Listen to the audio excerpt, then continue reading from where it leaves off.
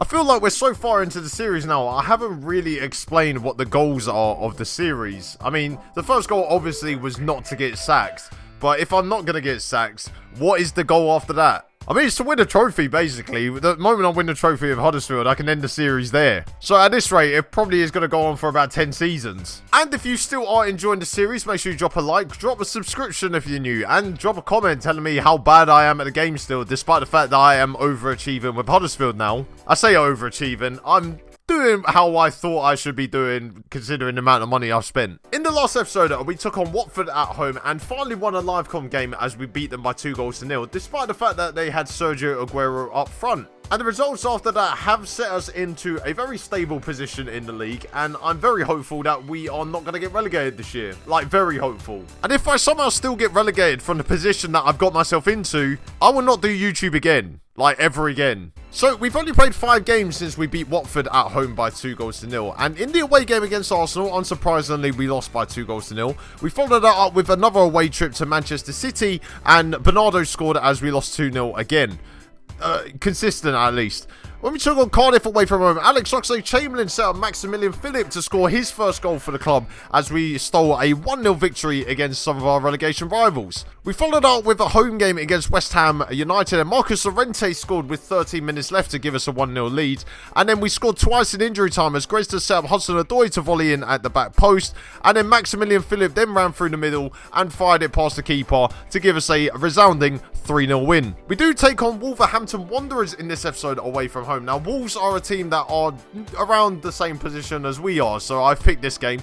We do have Liverpool away after that, which I'm not really going to live com, I don't think, because we're going to get battered in that match. But as you can tell by the league table on the right, we are currently 12 points above the drop zone with only 6 games remaining. So, as I said, if I somehow get relegated from this position, I will resign and delete this save. Like, I will not keep the save on my computer anymore. So the day has finally come and Chris Brunt has retired from football after the knee injury that he picked up earlier this season. A very sad day. I also looked at his winners medals and I'm not sure there's a trophy cabinet in the world that will fit both of those in there. We also got a payout from the insurers after Chris Brunt's early retirement. I didn't even know that was a feature in the game. Do you think we could get one for Nick Powell, who always seems to get injured before every match that I play? Our youth intake day came again and, well, the best player we got is this left back who, I mean, to be fair, he'll probably end up at Salford in about 3 years' time. And then working at McDonald's 4 years later. Neil Maupay has still not scored for me in quite a while. 6 hours without scoring now. This is quite worrying for a striker that I spent a lot of money on in the summer. And also, I found out we are one of the lowest scorers in the league. We are currently just above the relegation zone in terms of goals scored.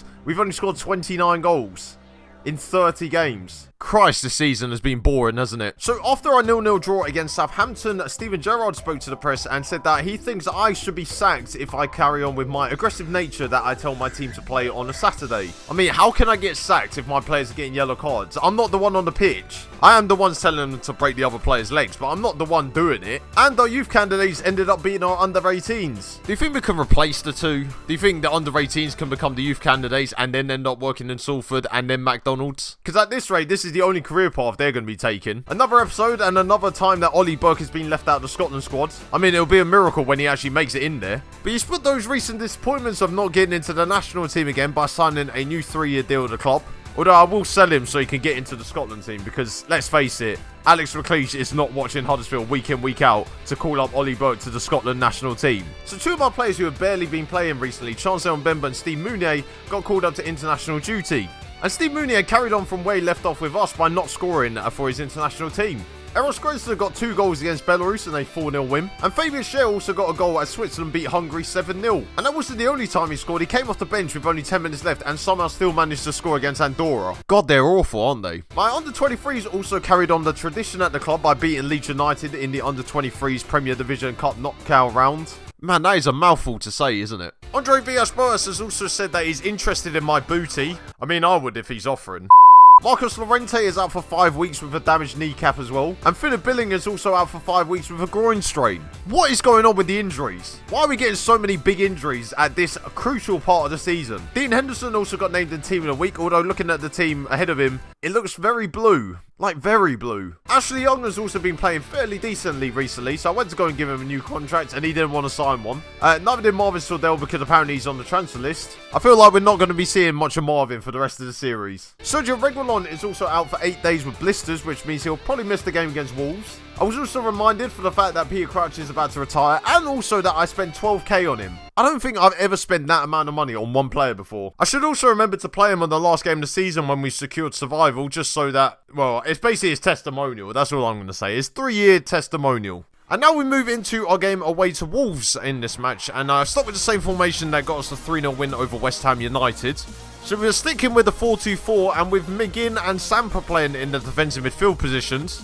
Hudson-Odoi and Oxlade-Chamberlain will stay on the wings. And it's the first time on this series as Neil Maupay and Maximilian Philip will play up front together. I've also made a mistake where I've set all my defenders playing the under-23s match, which happened the same night as this match, so none of them could be on the bench. Well done. Yeah, I should probably say as well that I set both my goalkeepers to play in that match as well, so I've now got no sub-keeper either. It does feel a little bit strange going into a match this late into the season with not really much to play for. And you could probably tell because I'm playing 4-2-4. I mean, I never played that formation ever. I don't think I've ever played it because I'm too worried I'm going to get battered. It took about 2.5 minutes before we got the first chance as Philip found Hudson-Odoi, but he decided not to shoot and the ball went out for a corner. And from that resulting corner, we just lost the ball and that was the end of the highlight. And you're probably going to work out why I put that in the video. Because it was goalless at half time, and I wonder what happens more, me saying you love to see it, or me actually drawing 0-0 at half time. If someone can work it out, then I would be best pleased, and you'll get a pat on the back and my love, which isn't worth anything. And with the game still really ticking down and not really much happening, I decided to try and trigger some highlights by sending on Steve Mounier for Neil Maupay.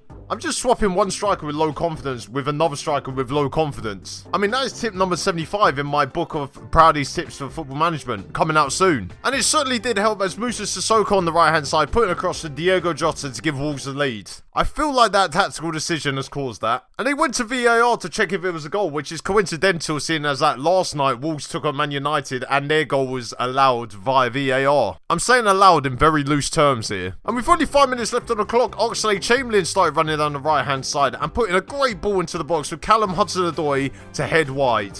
I mean, it was easier to score there.